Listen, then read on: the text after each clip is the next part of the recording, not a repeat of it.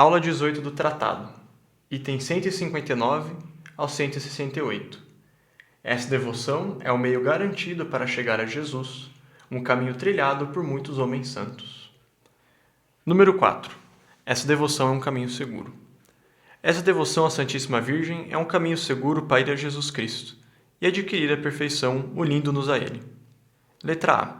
Porque esta prática que ensino não é nova, como diz Boudon, falecido há pouco em odor de santidade.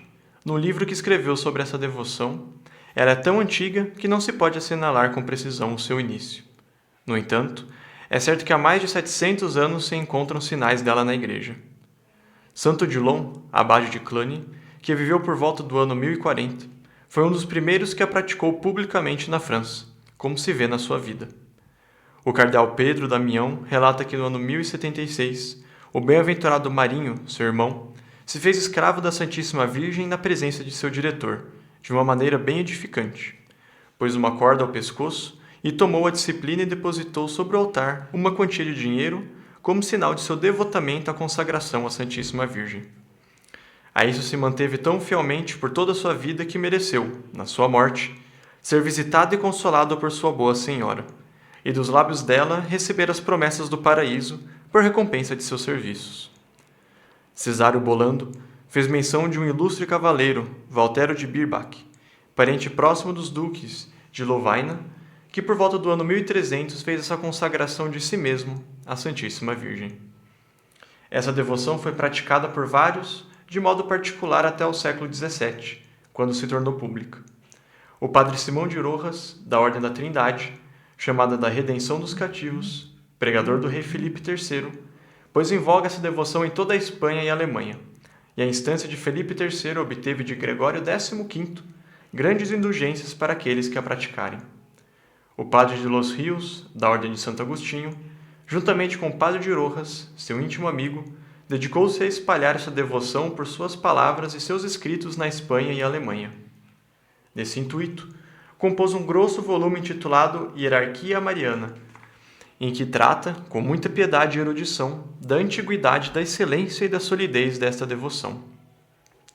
Os padres teatinos, no século passado, estabeleceram essa devoção na Itália, Sicília e Sabóia. O padre Stanislau Falácio, da Companhia de Jesus, levou adiante maravilhosamente essa devoção na Polônia. O padre de Los Rios, no seu livro mencionado mais acima, relata os nomes dos príncipes, princesas, bispos e cardeais de diferentes reinos que abraçaram essa devoção. O padre Cornélio, a lápide, tão recomendável por sua piedade quanto por sua profunda ciência, tendo recebido da parte de vários bispos e teólogos a incumbência de examinar essa devoção, depois de tê-la analisado madurantemente, teceu seus louvores dignos de sua piedade. Seu exemplo foi seguido por várias outras grandes personagens. Os padres jesuítas, sempre zelosos ao serviço da Santíssima Virgem, apresentaram em nome dos congregados de Colônia um pequeno tratado desta devoção ao duque Ferdinando da Baviera, naquele momento arcebispo de Colônia, que lhe deu sua aprovação e permissão de fazer imprimir, exortando todos os párocos e religiosos de sua diocese a propagar, tanto quanto pudessem, essa sólida devoção. O cardeal de Berulle, cuja memória é abençoada por toda a França, foi um dos mais zelosos em espalhar essa devoção nesse país, apesar de todas as calúnias e perseguições que lhe fizeram os críticos e libertinos. Acusaram-no de novidades e superstição. Escreveram e publicaram contra ele um folheto difamatório e se serviram, ou melhor, o demônio por meio deles, de 1000 estratagemas para impedi-lo de espalhar essa devoção na França. Mas esse grande e santo homem respondeu às calúnias só com sua paciência, e às objeções contidas no libelo, com um pequeno escrito onde as refuta vigorosamente. Mostra-lhes que essa devoção está fundada no exemplo de Jesus Cristo, nas obrigações que lhe temos e nos votos que fizemos no seu santo batismo. E é particularmente com essa última razão que fecha a boca dos seus adversários, fazendo-lhes ver que esta consagração à Santíssima Virgem e a Jesus Cristo, pelas mãos dela, não é mais do que uma perfeita renovação dos votos ou promessas do batismo. Diz belas coisas sobre esta devoção, que se pode ler em suas obras. Pode ser no livro de Boudon os diferentes papas que aprovaram essa devoção, os teólogos que a examinaram e as perseguições que ela sofreu e venceu, e os milhares de pessoas que a abraçaram, sem que jamais nenhum papa a tenha condenado, e não poderia fazê-lo sem derrubar os fundamentos do cristianismo. Consta, portanto, que essa devoção não é nova, e se não é muito comum, é por ser preciosa demais para ser apreciada e praticada por todo mundo. Esta devoção é o meio seguro para ir a Jesus Cristo, porque o próprio da Virgem Maria é nos conduzir seguramente a Jesus Cristo, como o próprio de Jesus Cristo é nos conduzir seguramente ao Pai Eterno. E que as pessoas espirituais não acreditem erroneamente que Maria seja um obstáculo para se chegar à união divina, pois seria impossível que aquela que encontrou graça diante de Deus, para todo mundo em geral e para cada um em particular, fosse um empecilho para uma alma encontrar a grande graça da união com Ele? Seria possível que aquela que foi repleta e superabundante de graças, tão unida e transformada em Deus que Ele teve de se encarnar nela, pudesse impedir uma alma de se unir perfeitamente a Deus? É bem verdade que a visão de outras criaturas, embora santas, poderia talvez retardar a união divina em certas circunstâncias, mas jamais Maria, como já disse e não me cansarei de repetir. Uma razão por que tão poucas almas atingem a plenitude da idade de Jesus Cristo é que Maria, que é hoje, como sempre, a mãe de Jesus Cristo e a esposa fecunda do Espírito, não está suficientemente formada em seus corações. Quem quer ter o fruto bem maduro e formado, deve ter a árvore que o produz. Quem quer ter o fruto da vida, Jesus Cristo, deve ter a árvore da vida, que é Maria. Quem quer ter a si a operação do Espírito Santo, deve ter sua esposa fiel e indissolúvel, a Divina Maria, que o torna fértil e fecundo, como dissemos alhures.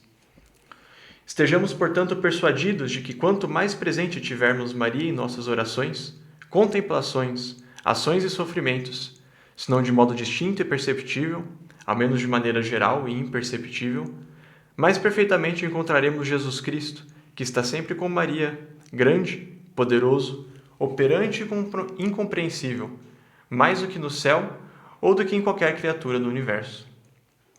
Assim, a Divina Maria, toda mergulhada em Deus, longe está de se tornar um obstáculo para os perfeitos chegarem à união com Deus.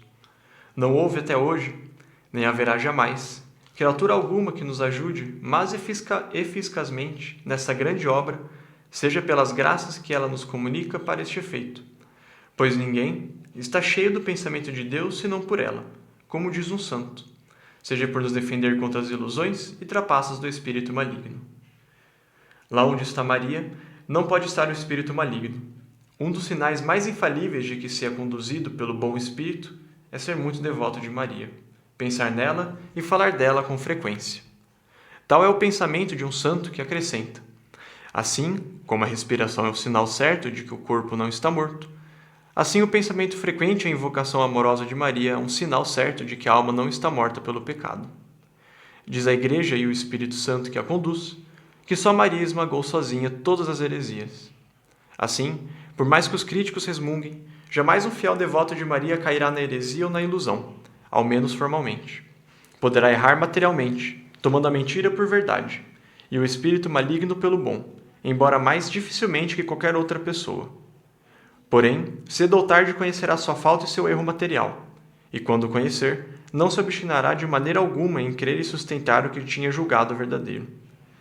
Portanto, aquele que sem receio de ilusão, comum às pessoas de oração, deseja avançar na vida de perfeição e encontrar segura e perfeitamente Jesus Cristo, abrace com coração generoso e ânimo resoluto essa devoção à Santíssima Virgem, que talvez ainda não conheça. Que entre no caminho excelente que ela lhe era conhecido e que lhe mostro. É um caminho facilitado por Jesus Cristo, a sabedoria encarnada, nosso único chefe, e os que por ele passarem não podem se enganar.